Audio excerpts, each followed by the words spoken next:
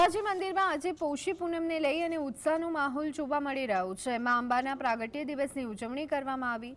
આદ્યશક્તિના અવતરણની શ્રદ્ધાળુઓ દ્વારા આસ્થાભેર ઉજવણી કરવામાં આવી રહી છે। અંબાજી ખાતે મહાશક્તિ યજ્ઞ, જ્યોતયાત્રા, અંકુટ મહોત્સવ સહિત ધાર્મિક કાર્યક્રમોનું પણ આયોજન કરવામાં આવ્યું છે। આ ઉપરાંત પૌષી પૂનમ શોભાયાત્રામાં ગબ્બર પર્વત ફરતે આવેલા 51 શક્તિપીઠના મંદિરોમાંથી પણ જ્યોતનો અંશ પ્રગટાવી તેને અંબાજી મંદિર લાવવામાં આવી હતી। તો આ સાથે ગબ્બર મંદિર પર પૂજા અર્ચના બાદ ગબ્બર મંદિર શિખર પર ધજા ચઢાવવામાં આવી।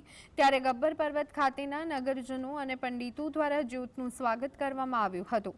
પૌષી પૂનમની શોભાયાત્રા દરમિયાન 2100 કિલો સુખડી પ્રસાદ ભક્તોને આપવામાં આવ્યો હતો।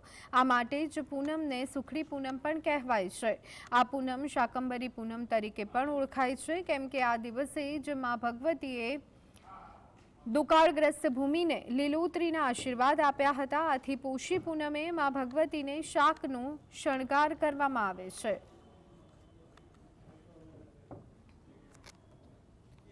શાકંભરી પૂર્ણિમા તરીકે પણ ઓળખવામાં આવે છે। આ અષ્ટમીનું આઠમથી પૂનમ સુધી નવરાત્રિ કહેવામાં આવે છે। આ એક જુદું જ હોય છે, એટલે લોકો એની શાકંભરી નવરાત્રિની પૂજા કરે છે અને ઉપાસના કરે છે।